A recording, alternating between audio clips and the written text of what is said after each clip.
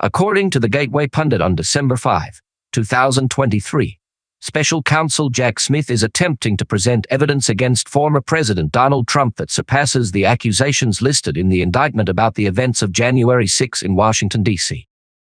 The September indictment against Trump contained 4 counts: conspiracy against rights, conspiracy to obstruct an official proceeding, obstruction of an attempt to obstruct an official proceeding, and conspiracy to defraud the United States.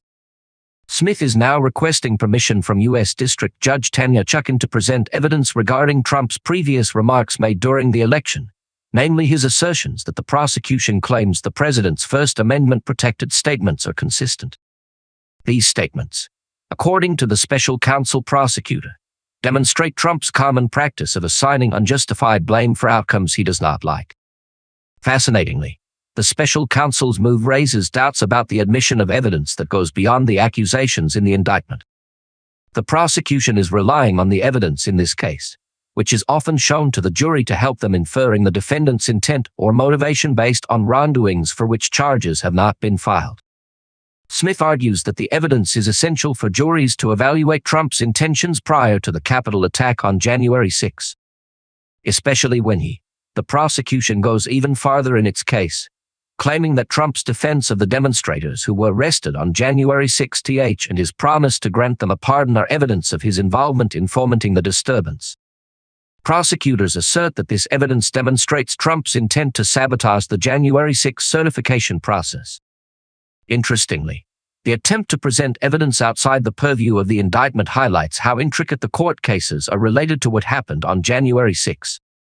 Even though there are serious counts in the indictment, the prosecution wants the jury to have a better understanding of Trump's behavior and intentions in the crucial weeks before the Capitol attack.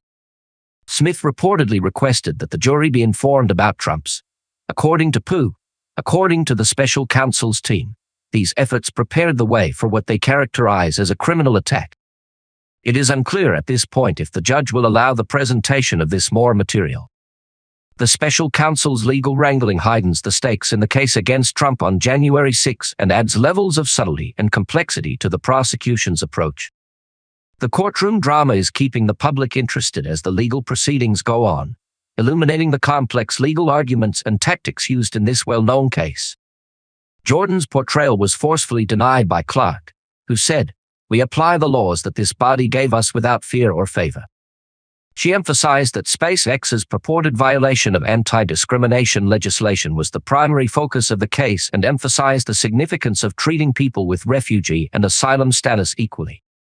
The exchange brought to light the difficulty of upholding factual accuracy during congressional hearings as Jordan endeavored to divert the course of events, and Clark adamantly explained the beginnings and goals of the SpaceX probe.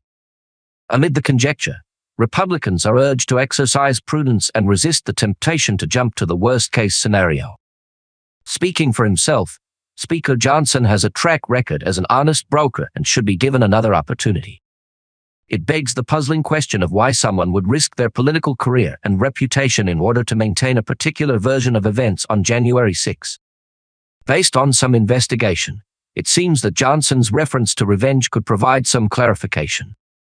Currently, a number of NGO, notably sedition hunters, are attempting to identify the people recorded on the January 6 tapes. Their intention is to submit a report about these people with the DOJ and to have them fired from their positions.